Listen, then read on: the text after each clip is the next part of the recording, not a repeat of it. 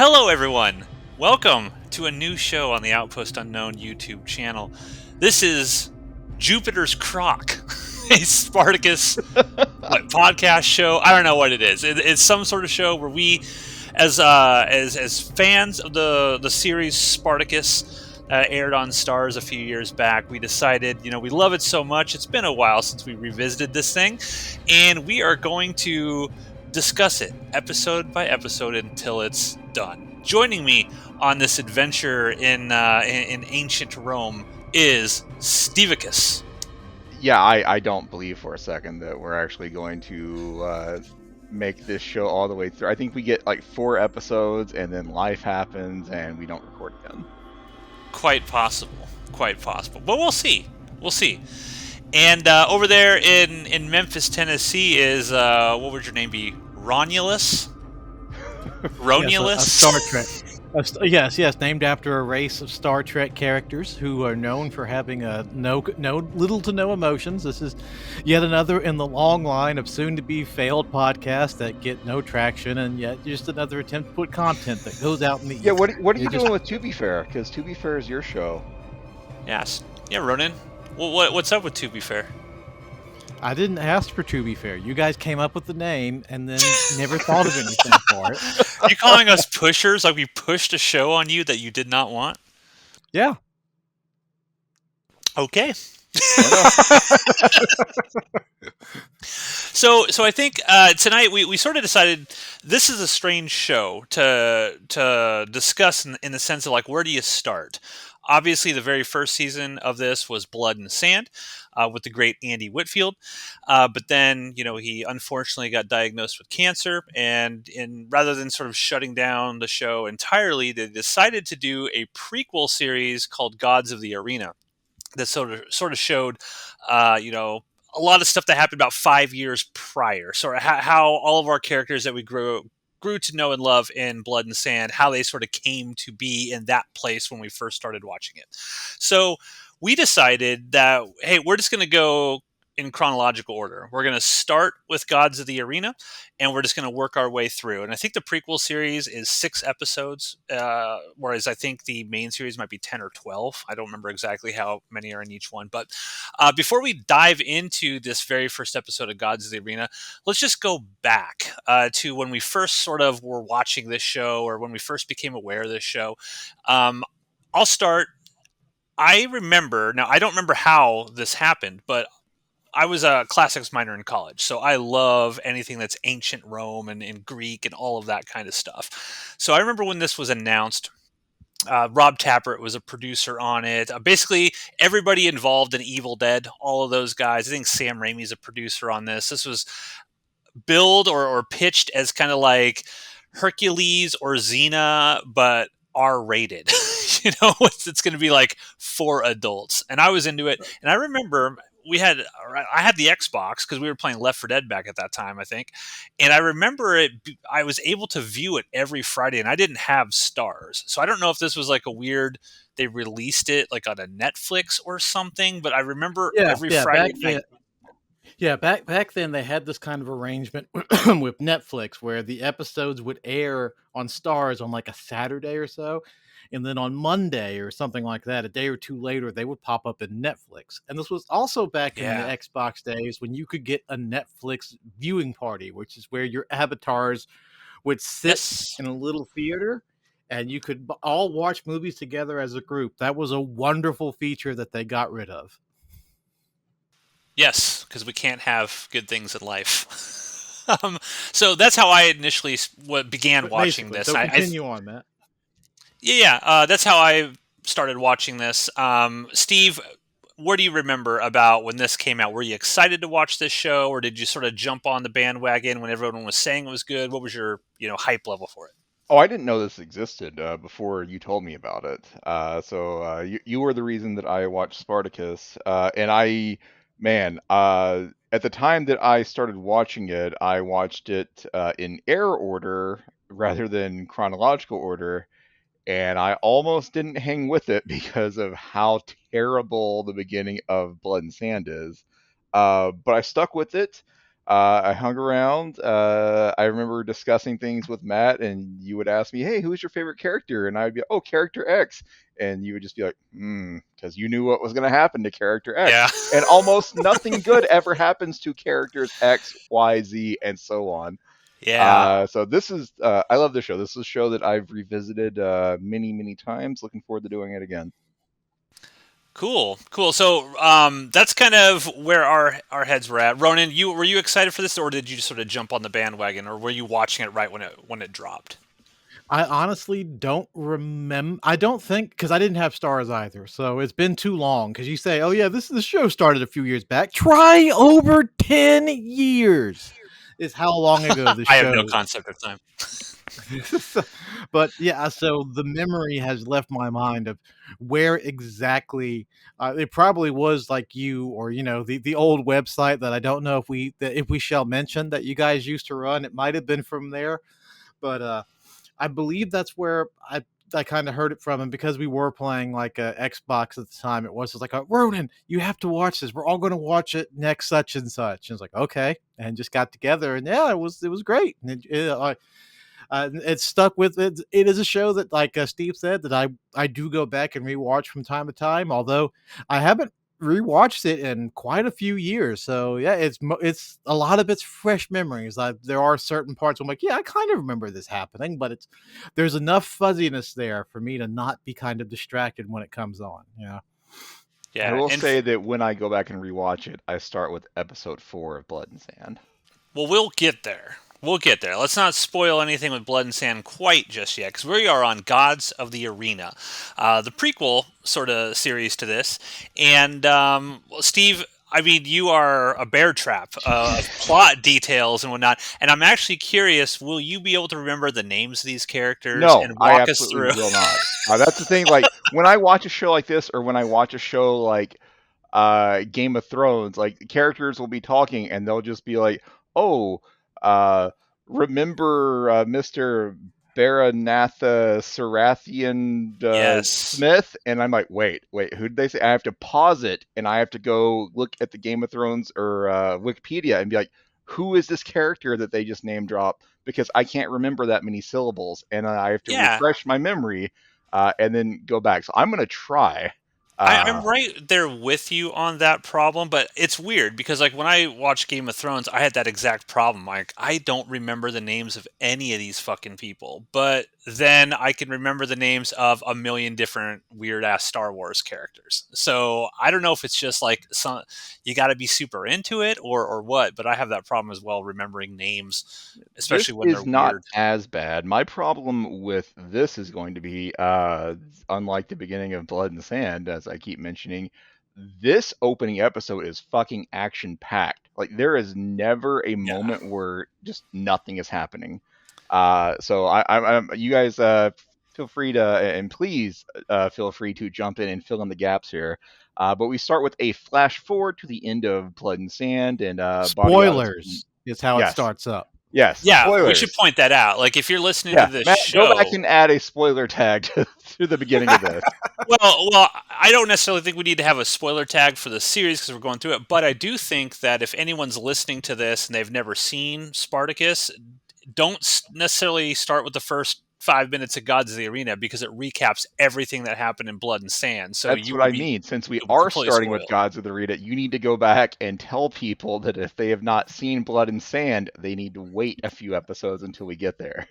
Okay, then anybody listening, just wait a few episodes. It's too late. We spoiled it. Okay. Well, no, you didn't say exactly what happened in Blood and Sand. You just said, Adiatus dies. okay, well, now you did. That is the problem with talking about a prequel show like this, is that I believe, yeah, the prequel series is about 6 episodes. There is pretty much no fucking way we're going to get through this without mentioning some kind of a spoiler thing about what's going to Yes. happen to these characters, because that's also the nature of the show. It's like if you come into this show cold and somebody just cuts out that 5 minute or so opening epilogue, and you come into this show cold chronologically, like things that are going to be big stinger, like, the nerd moment for like a Star Wars fan when, suddenly like a reference is made to a thing you remember. It's exactly what happens with this show. It's like, out of nowhere, oh, there's Crixus has a stone layer. There he is. Oh my God. And that's when you go, ee! But someone who hasn't watched the show and is starting from this chronologically has no fucking clue that this is going to become a, like, a not pivotably, a huge fucking character within the show. So that's kind of a problem with talking about a prequel in the actual order they're supposed to go in. So do you think that people should watch Blood and Sand first? I would say just, don't watch the prequel first. Watch Blood and Sand, because the prequel, honestly, it's like the prequel more sets up the second season than it does it's fan service for the first season and sets up the second season. So really, yeah, that kind of makes this episode pointless. Skip this episode and start listening when we talk about Blood and Sand, and then come back to this episode. So you too. TLDR, Matt, please appropriately spoiler tag this when you post it. Anyways, let's talk about what actually happens in the show. It opens with a flash forward. We see the end of Blood and Sand, the end of Badiatus and his Ludus, and then we cut back to what'd you say, about 5 years ago? Yes. Badiatus and Xena are at a match in a very, very tiny little arena. And this arena is apparently run or owned by, I think, Vedius. And Gannicus is going to come out and fight, but Badiatus is adamant that we need to wait for Tullius. Do you have all these names yet? Who's Gannicus? You got to set up some of these characters. Who are these characters that you're talking about? Gannicus is a gladiator, and he is going to fight in a tiny, tiny gladiator arena. It is very tiny. It is very tiny. But Gannicus is like the top gladiator of Badiatus' Ludus, and so he's the best that Badiatus has to. I'm gonna get these names fucked up. He's the best that they have to offer, but Badiatus is trying to gain favor with Tullius, who is not there yet, and so Badiatus is trying to delay the fight, delay the kill as much as possible, so that Tullius can see Gannicus in action. He completely fails. So Gannicus gets rewarded with ladies. There's a different Doctore. You won't know what that means if you haven't seen Blood and Sand at this point. And who plays Doctore? Oh, I would say it's Fat. Is it Boba Fett? Yeah, it's Boba Fett. I would say it's Fat Boba Fett, but as we all know at this point, the book of Boba Fett turns Boba Fett into a fucking idiot who isn't worth referencing to this character. So we, for the purposes of the show, will refer to him as Jango. Old Doctore. I will refer to him as Jango Fett. Whatever. Anyways, Badiatus is walking through the streets with Xena and his friend Salonius. They run into an old friend named Gaia. Xena and Gaia run off and gossip, because that's what ladies in ancient Rome do. Ladies do be gossiping. Badiatus gets the bright idea, hey, I can give myself an excuse to go and talk to Tullius by overpaying for one of his slaves, who turns out to be Crixus. Yes. Again, big deal when you get to Blood and Sand. Now I'm going to go ahead and spoil something. And I don't know if Crixus is my favorite character in this entire show. I love this character. So when after watching Blood and Sand and going back to the prequel, when I saw that moment, I'm like, exactly, yes. Absolutely. Who is your favorite character in this series overall? Well, in season 1, it's Vero, who was the first character X that I mentioned to you. After that, it's probably either it's probably Animeus, but again, Animeus gets character X'd in season 2, so there's going to be a lot of that. Your favorite character can only be your favorite character for so long in this show. Yeah.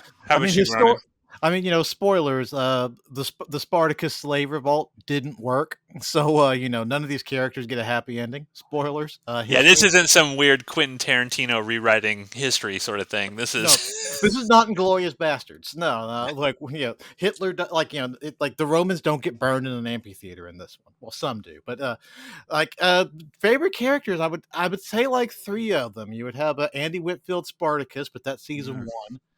As far as like the main crew of gladiators, like the big three, Gannicus is honestly my favorite, and I really do, okay. yeah, and I do have like a special side note.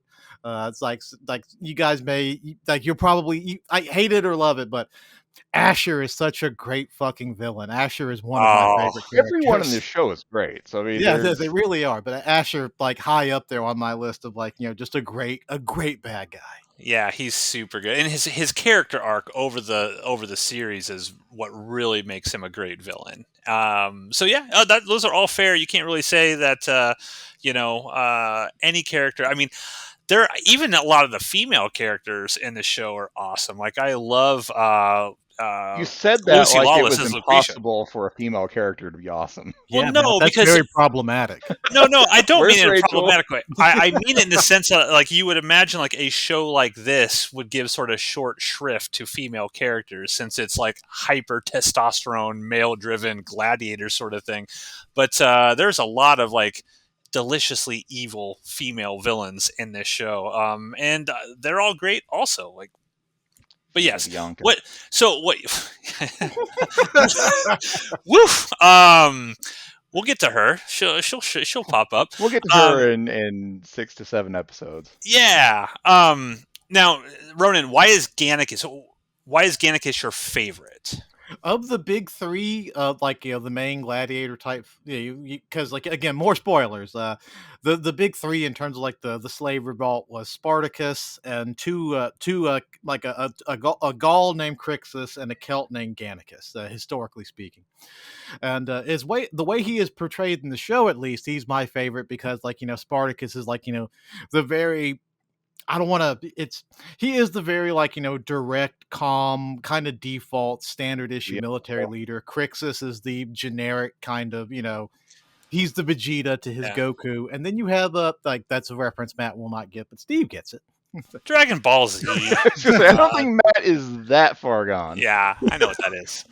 But then you have Gannicus, who through the whole time, right up until like like, again, this goes off in season two because again, this is why season one is setting up season two. It's not so much a prequel, but like he spent season two not wanting any part of it. Yeah, because he's just like, yeah, I'm a free slave. I walked around Rome.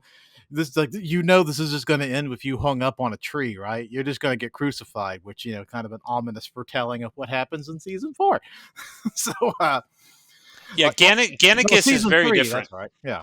Yeah, Gannicus is very different from the other gladiators that we come to know in Blood and Sand because, you sort of think of like Spartacus as sort of like Leonardo, Crixus is kind of like Raphael, and Gannicus is like Michelangelo. He just wants to drink, party, have lots and lots of sex with many, many beautiful women, and not take life seriously whatsoever. As Michelangelo is known to do. Exactly. Yeah, exactly. And there's even a moment in this first episode where is it Onomaus comes out there because Gannicus is supposed to fight the next day, and he's basically like tipping himself over a giant cliff. Just he could fall to his death at any point. He is wasted singing the greatest song ever written by Yeah. anyone ever. That if I sang the lyrics to, would instantly get a CROCK. copy. Yeah, CROCK is what you got to replace that stuff with. it would instantly demonetized. Well, not demonetized. You get the idea. It would instantly hurt the channel.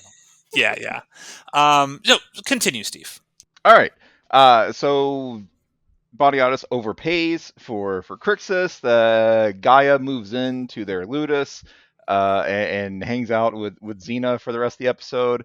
The next day, Bodiatus and Salonius go and meet up with Tullius. It's good Salonius, Steve. Yeah, good Salonius and Bodiatus go seek out Tullius. They have a meeting. Vedius is there.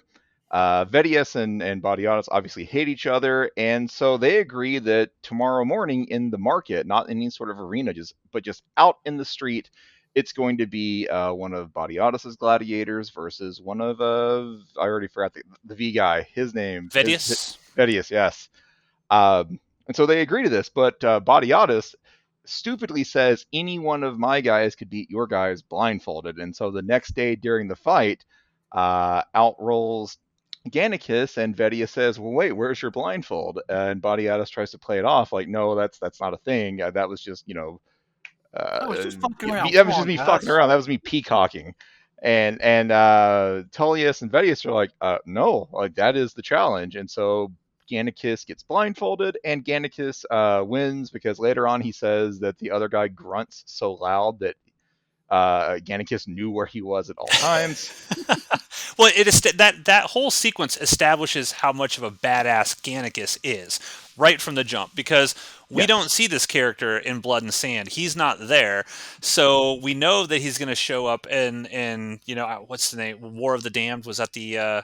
War of the or was that Damned three? is 3. Yeah, War of the Damned is the third season. Vengeance is 2. Vengeance. Yeah. That's right. We know he's going to show up Whatever, in. 2, We 3. know he's going to show up in Vengeance, and we have to. We've spent 10, 12 episodes, however much it is, with all these gladiators that we know and love. We have to get on board with Gannicus immediately from the very first episode of this, and they establish like, okay, this guy when he joins up with Spartacus and Crixus and the gang, they're gonna fuck some shit up in Vengeance. And I think they did a great job of this because Yes. I mean, he kills the guy blindfolded.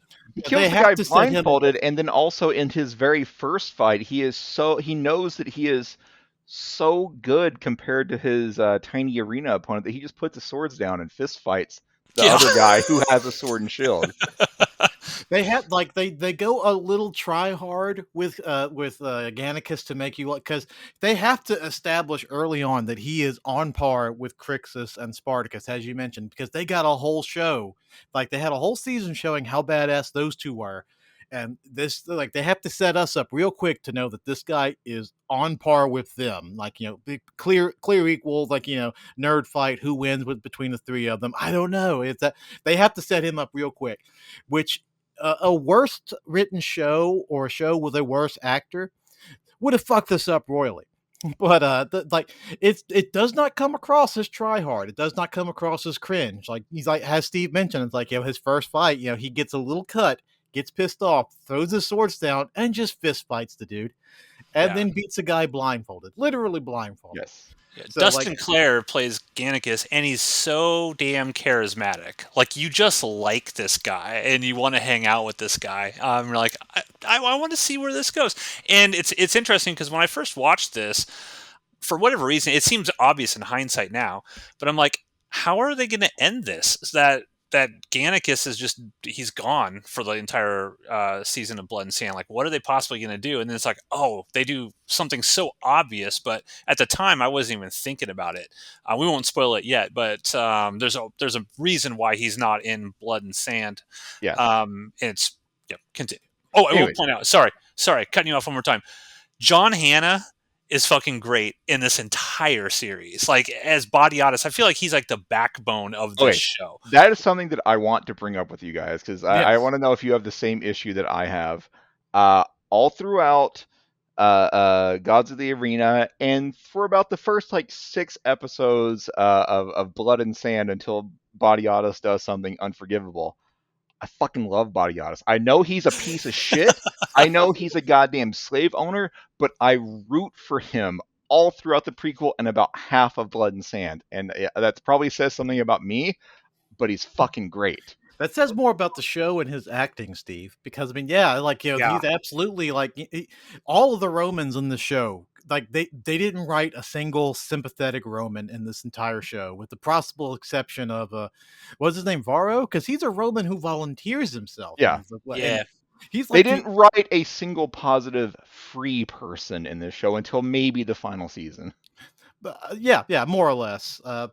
It goes to, that's just the strong writing and the strong acting. Again, it's I like Asher because he's such a great bad guy, and all the bad guys are great in different ways. Badiatus and Lucretia are both made for each other, because you get the feeling at some point they're going to try some kind of evil villain turn on each other. No, does not happen. It's like a power couple, an Yeah. evil power Like couple. they are evil, but they are also completely in love and devoted to each other. But like Badiatus is scheming. He is completely okay with backstabbing people, robbing people, murdering people, and I find myself up until a point that we'll get to in about 12 episodes, like I'm rooting for him. I'm rooting for his schemes to work. Well, what's really interesting about that, Steve, is so we watch Blood and Sand first, right? And we see what Badiatus ultimately does that's going to make you hate him. But when we watch Gods of the Arena when it released after this, I'm fully back on his side, Yes. knowing that he's going to be a horrible, evil asshole later on down the road. And it's like at the end of this episode, I'm like, I just want him to get some revenge on this asshole. Yeah, I Well, watched. you also I watched, know he is because we know how his character turns out. We're just seeing how he gets from point A to point B. This is how he goes down the yeah. road of becoming that evil asshole. I'm watching Yeah. Gods of the Arena and I'm thinking to myself, like, if just one of these schemes actually worked, maybe he wouldn't have to be such a piece of shit in the second half of Blood and Sand. I will also Anyway, point out that Lucretia, Lucy Lawless's character, when we see her in Blood and Sand, she is like straight evil. Like she plays the Lucretia character completely differently here than she does 5 years later in the timeline when she's at her full like Emperor Palpatine-esque powers.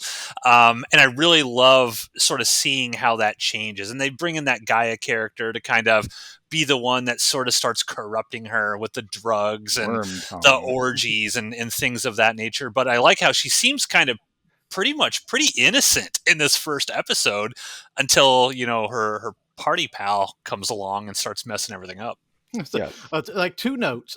First, I will also add that Lucy Lawless aged like a fine wine. God damn. Amen. Amen. Second, I remember this is a vivid memory I have from this watching like a God at the Arena for the first time. First episode comes up and she's like, "Look, you hear this voice say Lucretia." You turn around and like this. I was watching this at about the same time I was going through another show called Dexter. And I just finished up the second season of Dexter. So when this is popping up, like I hear that voice in turn, and it's like, oh my god, it's her! It's that fucking bitch. I remember, and it's unavoidable. We have to discuss this. One of the big aspects of this show is a lot of sex scenes. It borders on Skinamax territory at times. It goes way beyond Cinemax. Well, I remember watching just Blood and Sand, and I was shocked that Lucy Lawless not only got naked but had so many sex scenes, and I was like, I'll never look at Xena the same way again. And we appreciate it. Fine I'm okay wine. with that. Yeah, and Fine wine. in this episode, every woman they introduce gets naked in this very first episode. Everyone's got to have a sex scene. Every single one of them. Not some of them, but yeah, the bulk of them. Who doesn't? Her main her main like her main slave that she has by her side in this season. Slave. It's Her main slave. What isn't that the slave that has a sex scene with Anameus? late like. Okay, yeah, I guess she did. Yes! His mind. All right, God damn it! Let me finish the plot if you want to get this done in an hour. Yes, go. Okay, Gannicus wins the blindfolded fight, and Tullius is impressed. He's like, hey, maybe Gannicus belongs in the arena because they're building, what is it, the Colosseum? They're building the giant gladiator arena, and the opening games are going to be sometime presumably in the next 5 years, and Badiatus is adamant that if my Ludus is going to survive, I need to have people in the opening games of this new arena. And so Badiatus goes to meet Tullius, and Badiatus thinks that they're going to discuss putting Gannicus in more games. Turns out that's not the case.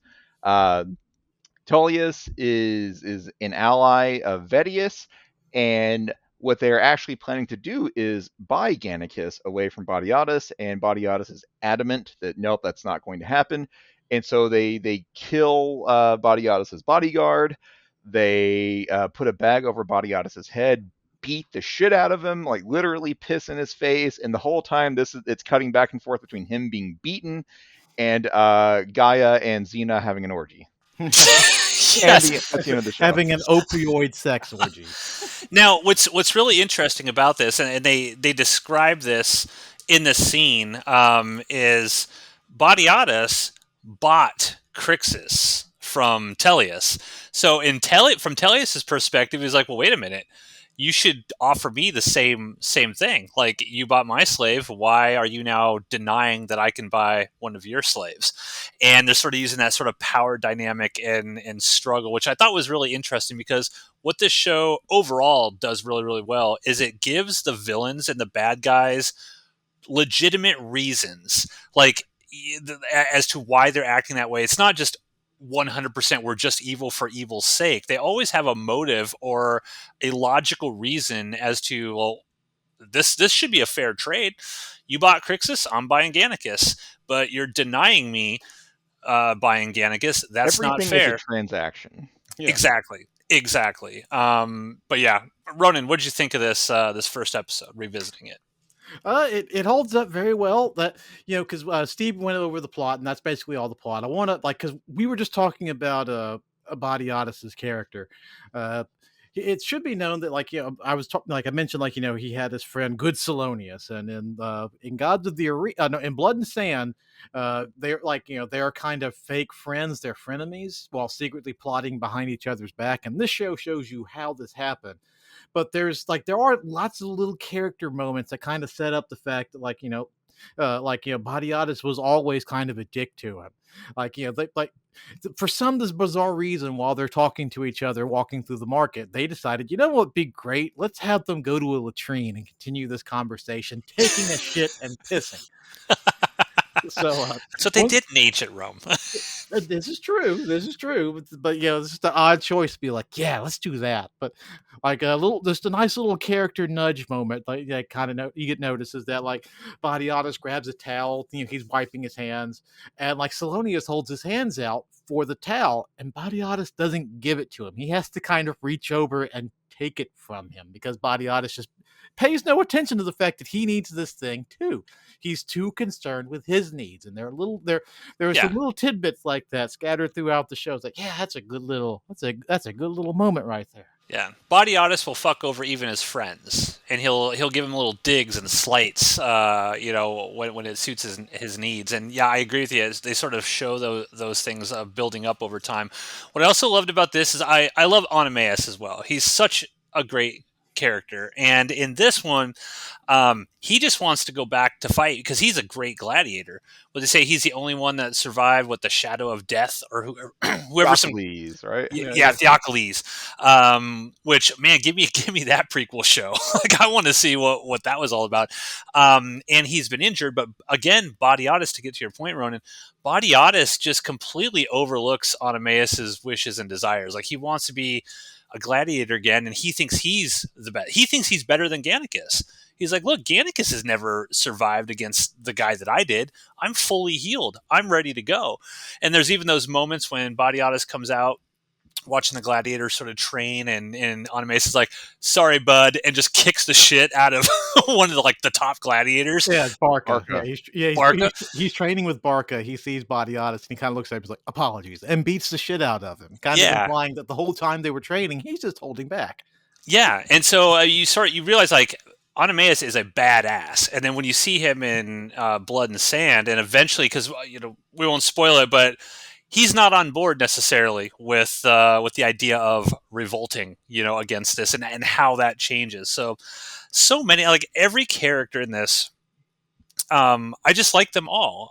I like Oenomaus' wife. Was her name Melita or something? Sounds There's right. too many names. Too many names. Yeah, I want to point out that I gave you as brief as I could make the synopsis. There are tons of more minor plot points that we have to skip over for the purposes of not having this be a 3-hour podcast. Yep. Yeah. And they really cast the villains well. The guy who plays Vedius, he's just got the most punchable face ever. You just he comes out with this stupid little smirk and his dumbass haircut. He's like, Batiatus, blah, blah, blah. He's like, I just want Batiatus to beat the shit out of this guy. But it's like, how is he going to get out of it? We know he gets out of it, but the whole show is about how is he going to get out of it? How is he going to outsmart all of these more powerful people around them. Steve, you revisited this episode. What are you thinking of? It's called Past Transgressions. How did you feel about this ep? I loved it. Like, I'm immediately back into it. I am probably going to go watch episode 2 after we're done here, and then I'm probably going to watch episode 2 again before we record next week. I'm 100% back into this show. Fantastic opening. It holds up. Yeah. Are there any characters in this show that you guys can think of off the top of your head that you don't like? That you're just like, this character I'm not really super into, or I don't really like how their story plays out in the end. I'm not into them, or is it just like everybody is I great? have I have two gripes about this show. One is the opening of Blood and Sand, which we'll get to. I only have, and I've thought about this over and over again. I only have one more gripe, and it doesn't happen until season 3. So no, I'm happy for now. I like all of the characters, even the characters that I'm supposed to hate. The show does a great job of making me hate them. Yeah, and I think I might know what your gripe is in season 3. I think Ronan and I might have spoken a little bit about a gripe that we agree with in season 3, but that's many episodes down the road before we get there. About 30 or so. Yeah, Ronan, final thoughts on this first episode, Past Transgressions. What'd you think? I kind of quipped up earlier. It's like, yeah, the show holds up. Like, absolutely. It's like, yeah, because you were also saying, it's like, is there a character who, like, you have an issue with how their story kind of plays out? And it's like, well, I mean, that's mostly all of them, but it's written as a tragedy, more or less.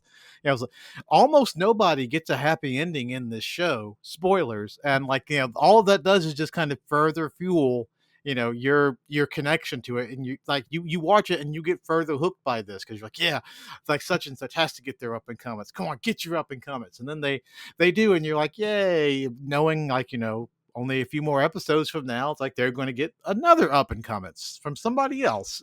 So it holds up well. It's got it's I guess the best way I can describe it is this is a guy soap opera. Yeah, I definitely think that this is like, man cave soap opera. If you want to go down to your man cave and see some pretty ladies and strong ass dudes chopping heads off and blood flying everywhere. If I had any criticism of this first episode, I would say that I don't feel like some of the CG and the green screen work has held up. I think the story does for sure, but I think some of the, like in that initial gladiator arena, that really small one, like when they chop off the heads and stuff, it looks pretty hokey, like some of the CG blood and stuff like that. But I can get over it because I'm here for the story, and I'm not too concerned about anything like that. But generally speaking, though, I think that I'm watching it and I know that the background of the Ludus and stuff is all CG, but I don't really register it because I'm so involved in watching the characters and seeing what they're doing. So I loved it. I can't wait to watch this, continue watching this. Any final thought, anything else that we got to say, or is that it? Well, I guess that's it. Yeah, Steve, do you have anything? Nope, gonna go watch episode 2. Okay. Well, thanks everyone for listening to the inaugural episode of Jupiter's CROCK YouTube. We said CROCK. That's a fantastic fucking name. You're welcome. Yes. We will be back. We probably post these once a week until we're done. So we'll be back next week on the Outpost Unknown YouTube channel with another episode of Gods of the Arena. What did you think? Do you like Spartacus? Do you like this show? Do you think we're way off base? Do you think we're wasting our time by cluttering your YouTube feed with another piece of content from us that you don't want and you don't want to see? Leave a comment. Let us know what you think. We'll be happy to discuss it with you, and let us know who your favorite gladiator is. With that, we bid you adieu.